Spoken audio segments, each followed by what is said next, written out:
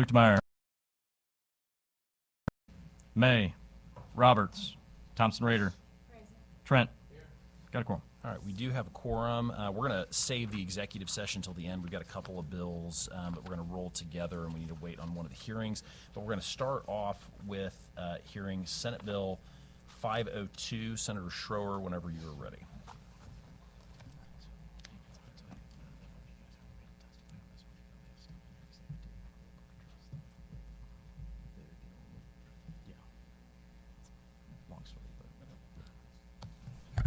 Thank you, Mr. Chair, members of the committee. For the record, Senator Schroer, Senate District 2 in St. Charles County, presenting Senate Bill 502.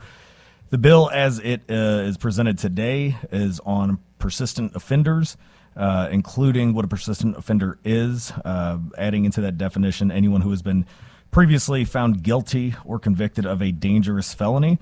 They're going to be included within that definition of persistent offenders. We're also modifying the minimum prison terms for armed criminal action to ensure that the current language will remove the cap on what an individual could be sentenced to. And then on the offense of unlawful possession of firearms, we are increasing that for persistent offenders who are using these guns when they shouldn't have them to begin with. And that goes in line with what the chair and I have worked on in the past. Speaking of the chair, we have worked on a substitute, which I believe has been distributed. It's going to include House Bill 301 relating to the special prosecutors, which this committee has already heard.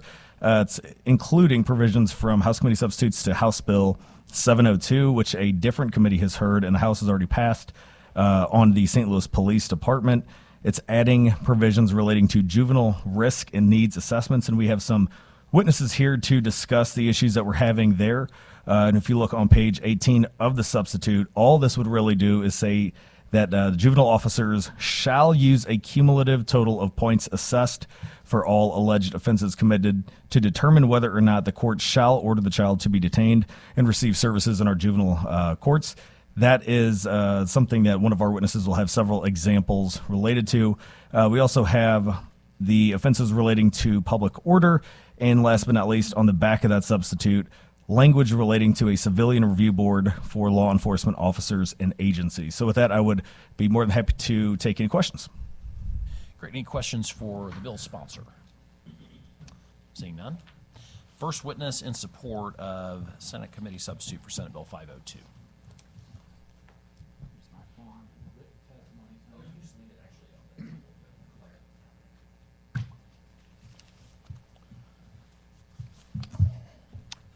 Good afternoon. My name is Terry Briggs. I'm the mayor of the city of Bridgeton, which is in northwest St. Louis County. We're here to talk a little bit about an amendment that the Senator Schroer has agreed to put into the substitute with regards to the assessment done on juveniles who are detained by police officers. We have a very serious problem in St. Louis City and County. The current juvenile justice system there, the family court as well as the juvenile court, are assessing are using the assessment form, which I have a copy of right here, and they're only assessing points for one crime committed, the most egregious. So you could have, and you have to have 15 points for the officers to detain. Well, you could have one crime and it may be 12 points.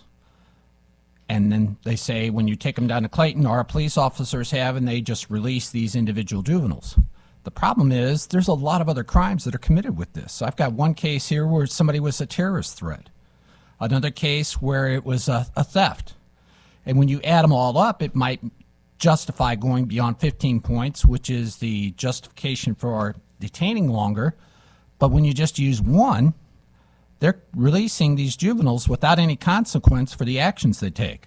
And what we're experiencing in Senator Schroer's county, over in St. Charles County, we're seeing a lot of car thefts or a lot of car break-ins, and because we have a multi-jurisdictional task force or saturation force with St. Charles County, Bridgeton, and other communities in St. Louis County, they're coming back across the bridges. Two of those bridges are in St. Louis County. And we catch them. They're apprehended there. We take them down to Clayton where the assessments are done, and all of a sudden they say, well, you don't meet the threshold amount, so you're kicked loose. The problem with that is there's no consequence to the action that the wrong choices that these juveniles are making. And that's a problem. because as you continue on without any repercussion against an action you take, you're just going to continue to do that. Second big thing that's happening in St. Louis County is that you're having hardened criminals recruit these juveniles to go out there and start stealing vehicles, whether it's in St. Charles County or St. Louis County. And one of the reasons they go around saying is you won't be assessed much in St. Louis County because it's only one crime. And unless you've committed something else, that's the end of it right there. And they're right. They get kicked loose. So what happens? He then goes, the juvenile that apprehended the car, takes it to this hardened criminal who pays him off maybe $500 or $1,000. The juvenile's happy because he's got cash now. He'll just continue that cycle.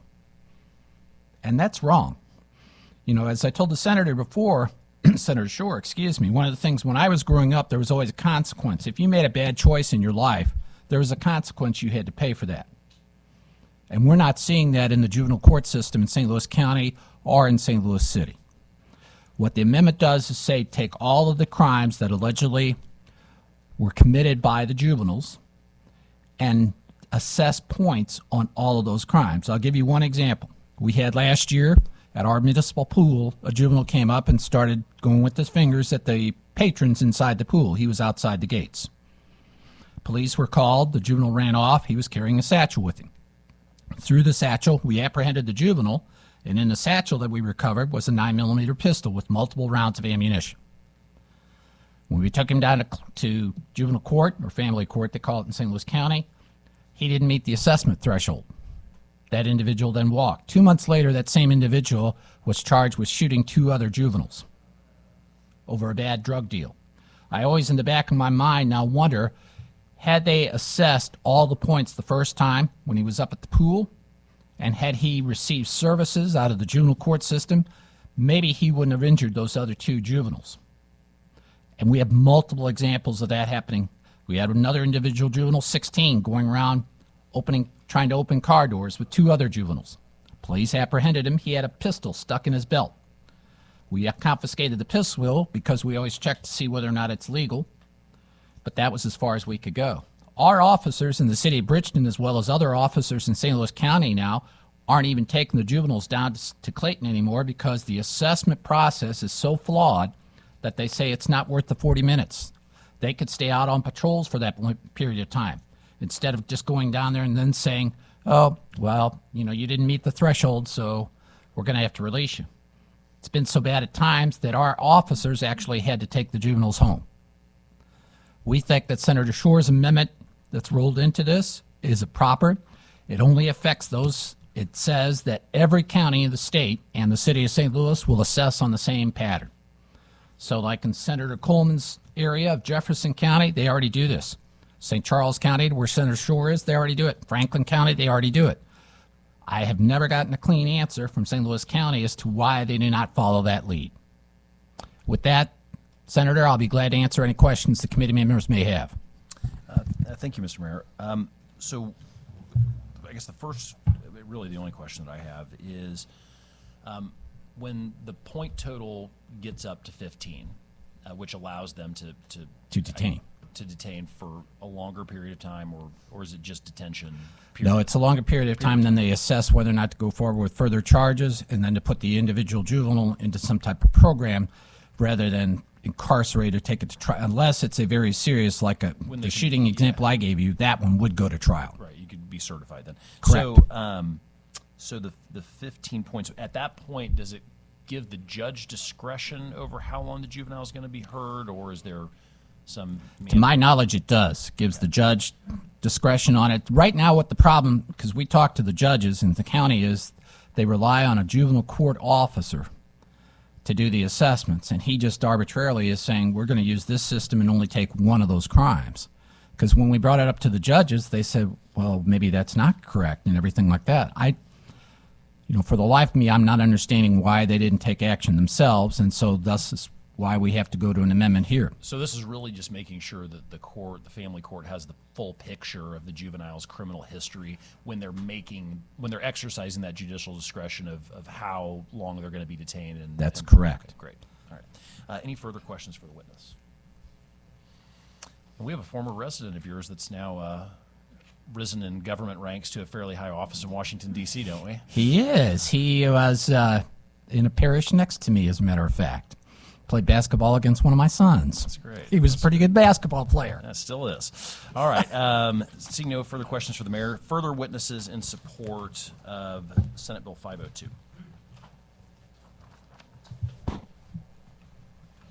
Mr. Chairman, committee members, Pat Kelly, Executive Director of Municipal League of Metro St. Louis, here in support of Senate Bill 502. First, I want to thank Senator Schroer and Senator Lemke for, or Luke DeMar, sorry, for, is there a Lemke? No, sorry. I was doing so well. No. For entertaining our amendment dealing with the juvenile courts. And I just want to emphasize a couple of things that Mayor Briggs just stated with the courts. And one of the issues, as Senator Lukemeyer alluded to, is that when the police departments take these juveniles down to the detention centers and they opt not to detain them, there's no record that they've ever been there. And so that same individual could be picked up the next night for doing the same thing and taken back, and there's no record. And so, and that's why it's important that they at least detain them in certain when they've committed those crimes to justify that, so that the judges know and the judges make that decision how best to proceed for that individual. I will give one short story too, or at least an analogy. The St. Louis Area Police Chiefs Association did a quick survey of the departments in St. Louis County, asking them how many individuals they had taken to the detention center in 2022 and how many had been held over. Of the 18 departments actually responded to the survey, it had the year totals that had actually taken all their individuals when apprehended to the juvenile detention center. And for the entire year, only 25% of those individuals were held over. And, I think in most instances, if the police are taking those individuals down to the detention center, they believe that they should be held over. And so we're asking for your help in trying to correct this situation so that we can have some accountabilities for these individuals. I'd be happy to answer any questions. Any questions for the witness?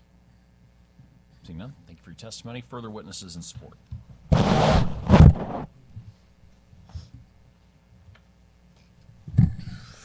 Thank you, Mr. Chairman. Members of the committee, Scott Swain representing the Missouri Police Chiefs Association. We want to thank Senator Schroer for the amendment that the two gentlemen previous were referencing. One thing I thought that would be interesting to the committee is that in the system by which they have currently set up, I think 11 points is a felony.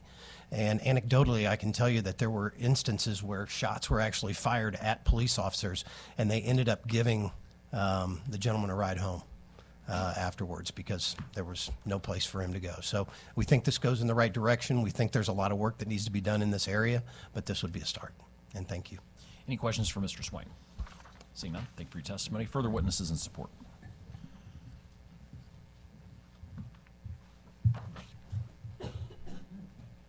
Good afternoon, Mr. Chair and members of the committee. Kara Korches on behalf of the Missouri Chamber of Commerce and Industry in support. For the record, I'm testifying on the underlying bill. Have not seen the sub. Specifically on the portion related to penalties for repeat violent offenders, we conducted a series of studies and data analysis over the summer in conjunction with the launch of our Safer Missouri, Stronger Missouri report that found a small number of criminals are committing the vast majority of crime in our state, so anything we can do to deter that. Crime is an economic issue. It's impacting businesses when in relocation, workforce development. It's a statewide economic issue. I know we talk a lot about certain regions of the state having high crime rates, which they do. We have found that this really is a statewide issue. Right now, we are a top 10 state in violent and property crime rates, and that's not a statistic we want to boast about. So anything we can do to combat crime is a good thing. So appreciate the Senator bringing this forward and happy to support and can take any questions you may have. Great. Any questions for Kara? Seeing none, thank you for your testimony. Further witnesses in support of Senate Bill 502.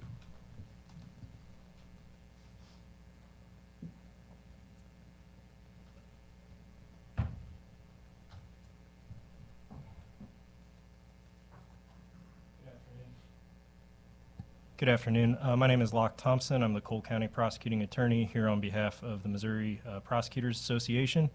Just again on the underlying bill with regard to the penalties and armed criminal action and unlawful possession of a firearm. I think anyone in law enforcement or in prosecution who's being serious would tell you that weapons offenses continue to go up, not just in our urban areas, Kansas City, St. Louis, but throughout the state. I know here in Jeff City, in my conversations with Jeff City Police Department, you know, they say it used to be once a month you get a call for a weapons offense, and now it's just about daily. So, and as was alluded to by the previous witness, a lot of these are being committed, a lot of these weapons offenses are being committed by repeat offenders and folks who just go on these kinds of sprees. So we believe this bill will go a long way into helping us crack down more on violent crime, and we appreciate the senator for bringing it forward. Any questions for Mr. Thompson? Senator Rader. No question, but a comment, if that's okay. Mr. Thompson, I just wanted to say how much I appreciate y'all's office. Your office has been stellar and very different from my experience with other prosecutors' offices in other parts of the state. So I hadn't had a chance to stop in your office yet to tell you, but I just wanted to say I appreciate y'all's work and how you do take your job very seriously. Thank you, Senator. Any further questions? Seeing none, thank you for your testimony. Further witnesses in support of Senate Bill 502? Seeing none, any witnesses in opposition to Senate Bill 502? Seeing none, any witnesses for informational purposes only? Seeing none, that'll conclude the hearing on Senate Bill 502. Next up, House Committee Substitute for House Bill 640 and 729. Representative Sharp, whenever you're ready.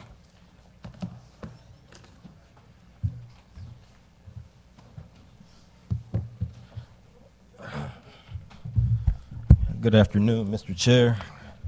For the committee, or members of the committee, thank you for having us today.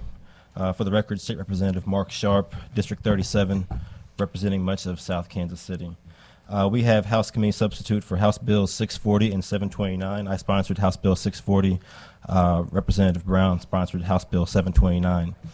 What this bill would do is give the Kansas City Police Department's Police Board of Commissioners the chance to update pay schedules for the Kansas City Police Department. This bill started off as just removing the salary cap for the police department's chief of police. Then it was combined with House Bill 729 to go ahead and expand that in removing the salary caps for not only the chief of police but all the way down to uniformed officers. This bill did come out of committee unanimous. It was voted off the House floor with 151 votes, and it does have an emergency clause that passed with 137 votes as well. This is an issue that was supported by our Kansas City Council and our business community as well. For me, it's pretty personal because most of the victims in Kansas City, 75% overwhelmingly, are persons of color. And I do think that if we had our police departments all those positions filled, we could have better response times and try to do a better job at saving some of those victims of violent crime. So I'll go ahead and stop there and pass it over to my colleague. For the record, Chris Brown, District 16. Thank you, committee chair, committee members, for time and opportunity today to talk to you about these two House committee subs. Just real quick, Kansas City Police Department currently has about 1,110 active police officers in its employment. There are about 250 police officers short currently. I think one of the objectives, one of the goals of this House Committee sub is to help with retention and recruitment. Obviously, Kansas City is a municipality surrounded by municipalities. So the bottom line is there's a lot of opportunities, obviously, for police officers coming out of the academy for places to work. So the goal of this, obviously, is for the Police Board of Commissioners, in removing the salary caps, hopefully to reintroduce at some point in time a salary schedule for KCPD from all the way from the chief all the way down to new hires that will be an exceedingly competitive salary schedule to help with retention and recruitment. And there's a practical side of this, I would say, as well. If these salary caps are left in every 4, 5, 6 years, again, we have to raise those salary caps generally. So in terms of practicality, expediency, it just makes sense that we would change this. and put the salary schedule down to the Police Board of Commissioners that hopefully can make that at the local level. With that, I would happy to entertain any questions. Great. Any questions for the representatives? Seeing none. Any witnesses in support of House Committee Substitute for House Bill 640 and 729? Witnesses in support. Steve Young, Kansas City Police, here on behalf of Chief Graves and the Police Board. We are in favor. Great. Any questions for the witness? Seeing none. Thank you. Steve. Appreciate it. Further witnesses in support. Brad Lemon, President of Kansas City, Missouri Patrol Police. I'm also in here as the legislative director for the state of Missouri. I'll just say, in my 31 years on the police department, we've had to do this over and over and over, come down and ask for increased salaries. It makes it difficult, like in a year like now, where maybe the department has an ability to give us a pay raise later in the year. We would have been able to do this bill as fast. But at the end of the day, what's said has been said. We're competing against departments around us that are paying substantially more money. We've lost several to Liberty. We're losing them to Independence. We're losing them to Kansas. At this point, we're losing them faster than we can gain. We have to gain that competitive edge back in a city where, as been testified to, we're as many homicides as we do. We can't continue to lose police officers at this rate of speed. And we just have to do something to retain and to recruit talented individuals that are looking to do this job that can make tens of thousands of dollars for a year someplace else.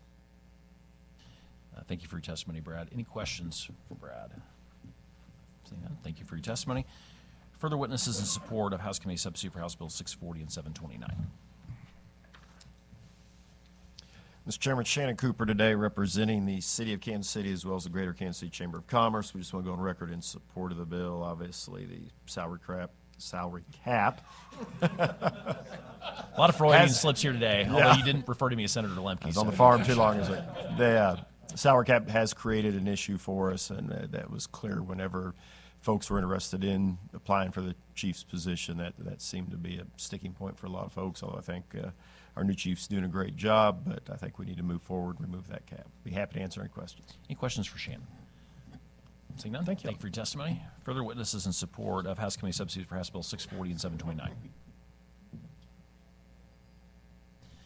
Any witnesses in opposition? Seeing none. Any witnesses for informational purposes only? Seeing none, this will conclude the hearing on House Committee Substitute for House Bill 640 and 729. Next up, Senate Bill 276. Senator Trent, whenever you're ready.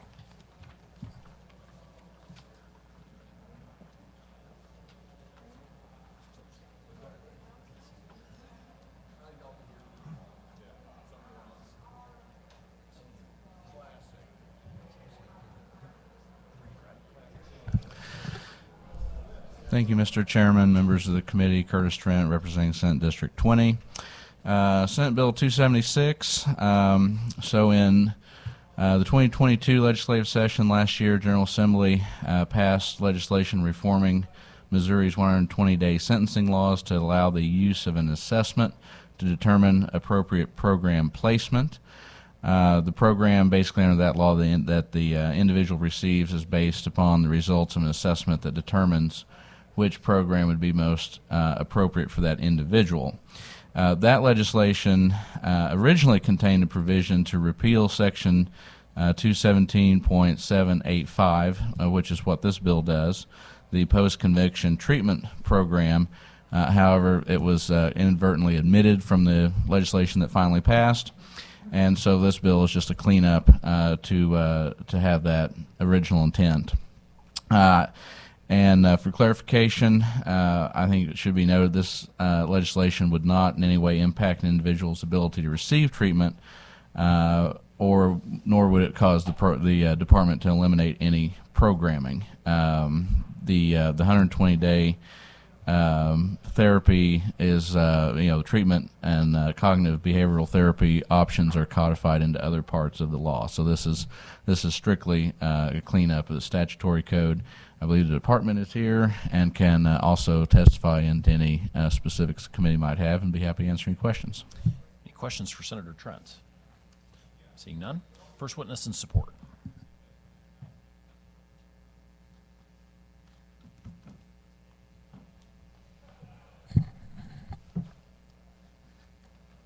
Mr. Chair, members of the committee, Adam Albeck, Legislative Liaison for the Department of Corrections.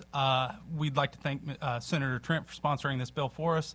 As he noted, this was part of one of our legislative proposals from last year. We partially got that legislative proposal done, but accidentally omitted this piece when it was attached in the House as an amendment. And with that, I will take any questions. Any questions for Adam? Senator Rader. So just so so this isn't changing our drug program in any way, our 120 days, this isn't? No, the department will still have a 120-day substance abuse program. What we did last year was, amongst other things, in two sections of 120-day sentencing laws, we added provisions that allow the judge essentially to sentence someone to a 120. Once they get to us, the department conducts a evidence-based assessment on that individual to determine which program track is most appropriate for that individual. So we will still have 120-day substance abuse along with 120-day cognitive behavioral therapy. Okay, great, thank you. Any further questions for the department? Seeing none, thank you for your testimony. Further witnesses in support? Seeing none, any witnesses in opposition to Senate Bill 276? Seeing none, any witnesses for informational purposes only? Seeing none, this will conclude the hearing on Senate Bill 276. I now make a motion that we go into executive session. Do I have a second? It's been moved and seconded. All those in favor signify by saying aye. Those to the contrary say no. The ayes have it. We are in executive session. I now make a motion that we bring before the committee Senate Bill 337. Do I have a second? It's been moved and seconded. All those in favor signify by saying aye. Those contrary, no. The ayes have it. The bill is before the committee. This is the bill we heard, it may have actually been a couple of weeks ago from Senator Crawford. It just simply adds for the victim notification that they can be notified by certified mail or electronic mail. It just adds electronic mail. With that, I'd entertain any discussion before I make the due pass motion. Did you say that's 337? 337, Senate Bill 337. Thank you. Yep. Any further discussion? Seeing none, I would now make a motion that we vote do pass Senate Bill 337. Do I have a second? It's been moved and seconded. Brad, please call roll. Senators Luetkemeyer. Aye. Schroer. Coleman. May. Roberts. Thompson Rader. Trent. 6-0. By your vote of 6-0, you voted do pass Senate Bill 337. I now make a motion that we bring up before the committee Senate Bill 384. Do I have a second? It's been moved and seconded. All those in favor signify by saying aye. Aye. Those contrary, no. The ayes have it. The bill is before the committee. There has been a Senate committee substitute that was distributed to the committee in advance of the hearing. What it does is it adds Senator Gannon's 384, which we heard last time, which adopts the Interstate Compact for Adult Offender Supervision. It relates to extradition between states. It is a model act, and it adds to it Senate Bill 276, which is the cleanup bill that we just heard from Senator Trent, and then the title of the new substitute would relate to the Department of Corrections. Any discussion before I make a motion to adopt the Senate committee substitute? Senator Coleman. I just had a brief question about the fees that were attached to that model legislation. Is that in line with what we're currently charging? It was a $175 statutory fee that we put in. I didn't know whether that was... I don't know the answer to that question. Okay, I'm going to pass then, and if we need my vote to get it out of committee, I'll vote to keep it going, but I'm going to be a no just in case we're adding an additional fee. Since Adam's here, if you wouldn't mind filling out another witness form, do we know the answer to Senator Coleman's question about whether there's a fee right now?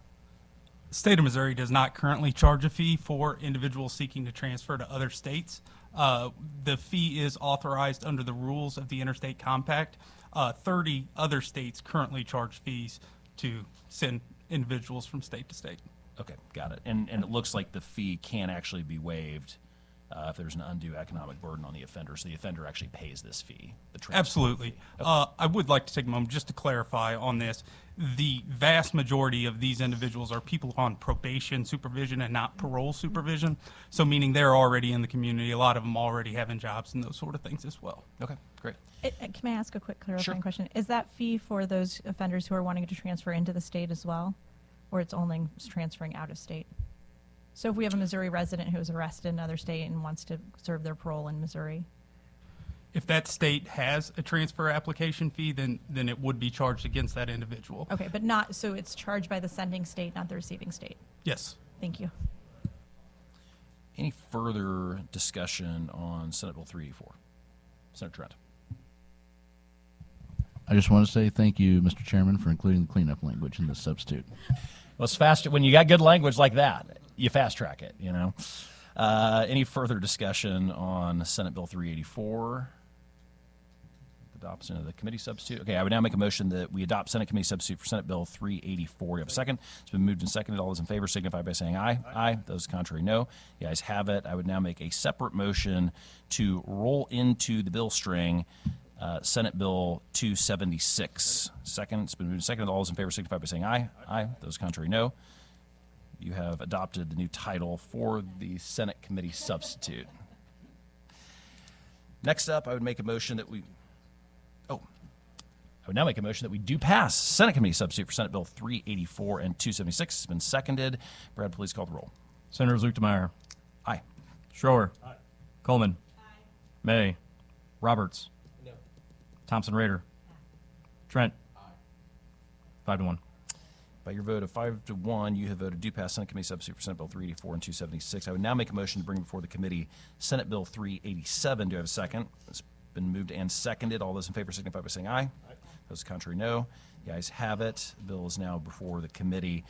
This is the Senate bill that was presented by Senator Trent. He did have a Senate committee substitute that he presented on, including some of my language. Thank you very much. During the last hearing. And if you wouldn't mind just kind of walking through high level with the committee before we make the motion to adopt the Senate committee substitute.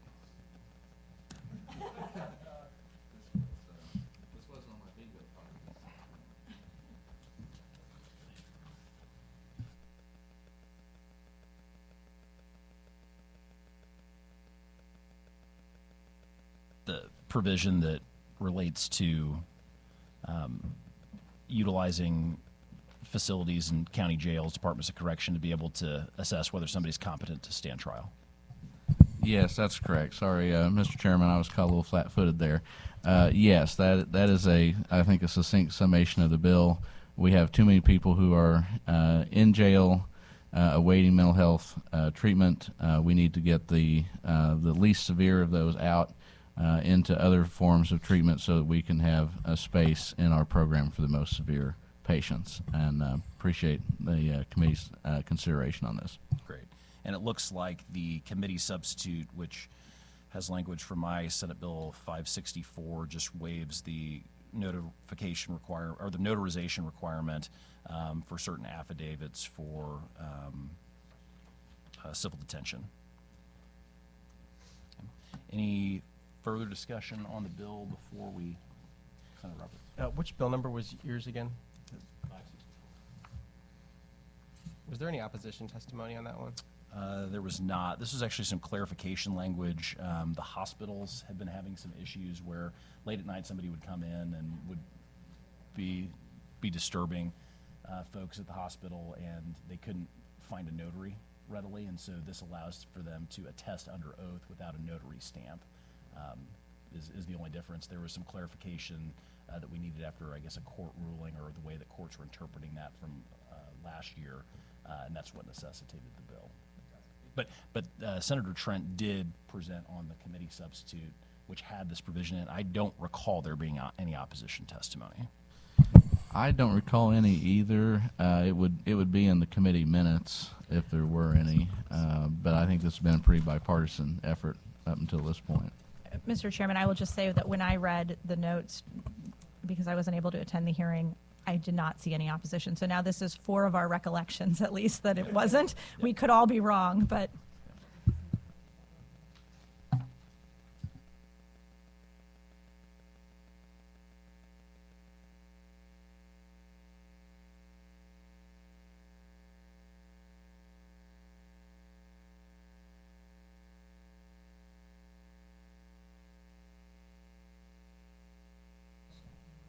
any further discussion? Now make a motion to adopt Senate Committee substitute for Senate Bill 387. Do you have a second? It's been moved and seconded. All those in favor signify by saying aye. Those contrary, no. The ayes have it. Now make a motion that we vote do pass Senate Committee substitute for Senate Bill 387. Second. Is there any further discussion before we roll call vote? Seeing none, Brett, please call the roll. Senators Lukemeyer, Aye. Schroer, Coleman, May, Roberts, Thompson Raider, Trent. 6-0. By your vote of 6-0, you have voted do pass Senate Committee substitute for Senate Bill 387. I would now make a motion that we bring before the committee Senate Bill 405. Do you have a second? It's been moved and seconded. All those in favor signify by saying aye. The contrary, no. The ayes have it. Senate Bill 405 is now before the committee, and I'm going to kick it to Senator Schroer since this is his bill. I think we're just going to keep this as a whole. As it's written, it's the endangering the welfare of a child. It's gone through the committee process before in the House. This is the first time we're kicking it out of committee. Open to any amendments for a substitute relating to whether it's the juvenile certification points process or anything else crime-related for the floor. Any discussion on Senate Bill 405? Seeing none, now make a motion that we do pass Senate Bill 405. Do you have a second? It's been moved and seconded. Brett, please call the roll. Senators Lukemeyer, Aye. Schroer, Coleman, May, Roberts, Thompson Raider, Trent. 6-0. By your vote of 6-0, you have voted do pass Senate Bill 405. 405. No further business coming before the committee. I would make a motion that we exit executive session and adjourn. Do I have a second? It's been moved and seconded. We are adjourned.